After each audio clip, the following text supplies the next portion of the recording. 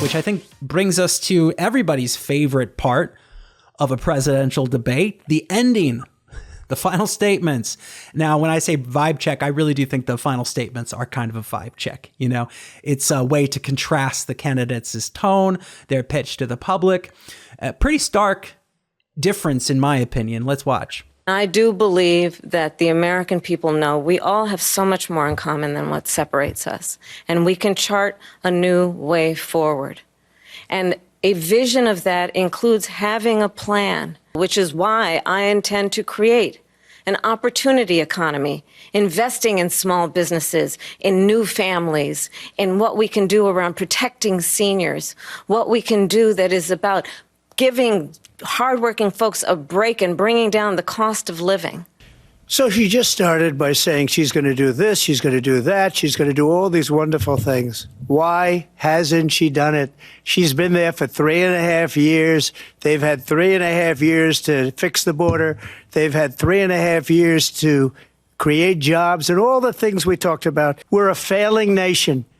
We're a nation that's in serious decline. We're being laughed at all over the world. We have wars going on in the Middle East. We have wars going on with Russia and Ukraine. We're going to end up in a third world war, and it'll be a war like no other because of nuclear weapons, the power of weaponry.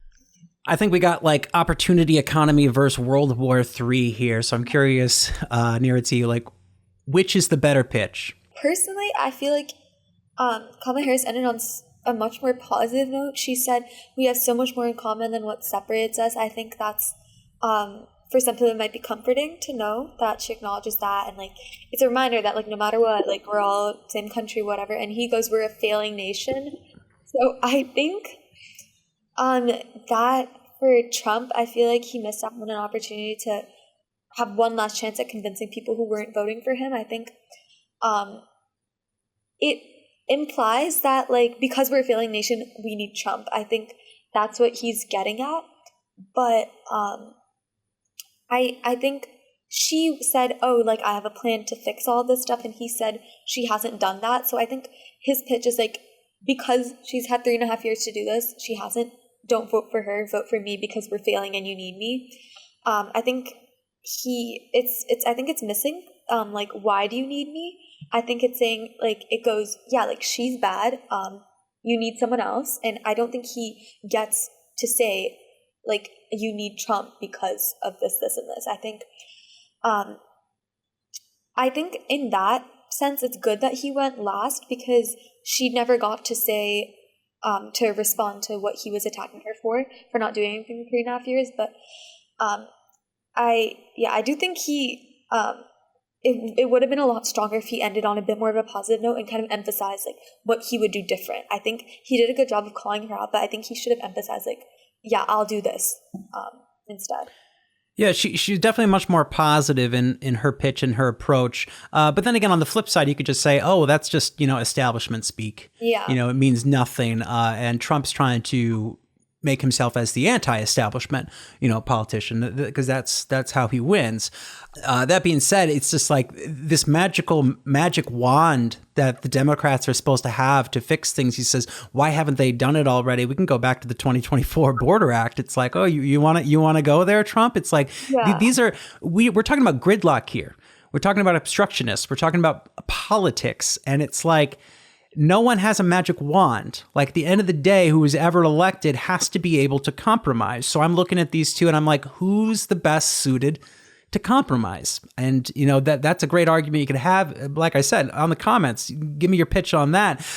My thing was, what I thought was interesting was Kamala Harris always brings up the opportunity economy in this debate. She brings it up over and over and over again. But Trump, like, he had his 2017 tax cuts, and in those tax cuts, he had opportunity, zones. So, are you familiar with the opportunity zones from the tax cut? No. So, opportunity zones, they were basically just like they're tax incentives to encourage investment in low income communities, and so you had like 8,000 communities represented in that Like basically, like you can invest in these low end communities and you can pay less taxes by doing so. Let's incentivize you to build the now. So this is a great idea. Like in theory, I mean, you can argue about the implementation of it. It could be argued that it was implemented very poorly, but the idea is still good and the idea still tracks. And so why isn't he bringing up opportunity zones more to try to counter? He's going, she's ripping off my ideas. He brings it up with the no tips. There was always like, she's copying my no tips. Why isn't he I haven't seen him in this election cycle bring up opportunity zones once. And granted, like there are a lot of articles that say it's a failure. So maybe they go, oh, stay away from that. We failed. But with Trump, nothing's a fail. Everything's a success. So like it doesn't stop him from talking about it. So I just find that interesting why he's not using that more. I think it could be kind of persuasive to certain bases. I don't know. Overall, Twitter's saying Trump won. Threads is saying Kamala won. Did this debate do anything to move the needle, or are we still looking at a razor thin margin of victory here? What do you think, Nirati? I was looking at a few websites. I know you mentioned Threads and Twitter. I'm on TikTok more. I feel like, in general, I think I'm hesitant to say that it's pro Kamala, but I think it's also because she's been going really aggressive with her marketing campaign. I don't know if you've seen her account. It's very targeted towards Gen Z. They like do all these like trends and all of that. So I think on TikTok, people are definitely like leaning towards her more. But obviously, my For You page is curated towards me and like what TikTok thinks I want to see. But I also, I was looking at like polls on other places. I think it's very, very close, closer than it was before the debate. Yeah, I mean, I expected that because I think it was a much better debate, and I think the Democrats looked a lot better than they did when Biden debated. So I'm a bit surprised because I thought it would be a little more towards Kamala. It's not, but I think there were a lot of times where I was surprised at what Trump was saying, and like some of the comments he made that would have offended a lot of people. But I guess they didn't have as much influence as I thought they would. But it is definitely closer. Yeah, I don't think these debates, they can only hurt. And I don't think this hurt because, like we said, when you lose credibility in your fact checking from ABC, when you lose credibility as a candidate, calling a tariff a sales tax, like suddenly everything can be dismissed. So I think if people are hardliners on the right or even just right leaning, they look at that and going, see, they're just the same. They're both just politicians. So yeah, I'm not sure the difference this is going to make, although personally, and I'm a voter, and this might be revealing the partisan hack in me, but I am more excited to vote for Kamala now than I was, when the announcement was made. So I think but I was probably always going to vote for her. I have, like I said, I have political issues. Like, forget about policy for a second. I have political issues. And I don't know if we talked about this and maybe we talked about it before we did the recording. When I try to separate politics and policy, I look at some of Trump's policies and I say, okay, some of those, I get it. I get the logic. They're not bad. Opportunity zones on paper. This sounds like a great idea. So these policies aren't like evil, but it's the politics that he plays that I just cannot get behind. And I do think it's doing more harm than good at the polarization and the gridlock of our, political realities. So I can't really get behind it, especially if I believe that compromise is really what needs to happen to move things forward. I think he wants to win. I feel like beyond a point, like I think he knows that his fan base, no matter what he says, I think he knows that he has a really loyal fan base. And I think a much better strategy, like you were talking about, like policies on paper, some of the stuff seems really good. I just think he goes and ruins it by saying all these offensive things. I think he ends up pushing away a lot of people who might like him for his policies. And I think he should realize that he may not need to say all these polarized, he may not need to make all these polarized statements just to appeal to his fan base.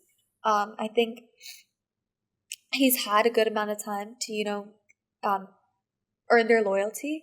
So I think if he focused a bit more on persuading those people who are kind of in the middle, don't know who to vote for, and who ended up, who are gonna thinking of voting for Kamala because of the stuff he said, I think he missed out on an opportunity to bring them over to his side. Yeah, I mean, if a near-death experience didn't drastically change his perspective, I don't think anything will. Not to be flippant about what happened, I think it's terrible. I think political violence is terrible, but I do know that near-death experiences have been proven to shift someone's perspective, shift around their priorities. So, but I haven't personally seen that. Not sure we're going to get to say too much on Taylor Swift's endorsement of Kamala Harris this week. I think it's pretty clear she's not basing her vote on tax cuts or a cap on carbon emissions. But real quick, is there anything you want to say about it, Nirati? Do you think Taylor's endorsement could sway the election? I personally, I don't think it's going to sway the election a lot. I know I remember she endorsed Biden a lot in 2020. But I also do. I've been looking at it. I think a lot of her fan base are the people who are going to listen to her. If they say Taylor Swift is voting Democrat, so am I. I think those people would have already been voting Democrat. I think she I was looking at it. I think she did a few of her fans were she's supporting Biden, so I support her less. I think she's already lost the people who wouldn't support her because she endorses a Democrat. She's already lost those people, and I think the people, her fans who she has now, I don't know how much it's gonna affect them, because I feel the people who are loyal Taylor Swift supporters and who would really let her endorsement affect their vote, I feel they're already voting for Harris. I feel You think she's lost support? I mean, she made that endorsement of Biden before the Eras Tour, and that was the most successful concert in history. So, I mean, I think personally, I think she's in an interesting position where, I mean, like I said, I've said this before, the elections are always so close. It just takes a little shift in a small subset of voters to really we're talking about 10,000 votes in some states. What I meant by she lost voters, I don't think lost fans. I think in total, obviously her fan base has grown so much, but I think I meant that she lost the people who she could have lost now. I think anyone who isn't supporting her now, I think they would have stopped supporting her back then as well. And I get what you're saying. She's not going to change minds. Those minds are already made up. Speaking of posts, I think Elon's tweet, or I'm sorry, it's X now. I think Elon's excretion this week about Taylor was pretty creepy. That's how you know cancel culture isn't real. If the biggest incel on the planet can threaten to impregnate the planet's biggest pop star and the world shrugs it off, congratulations. That's freedom of speech.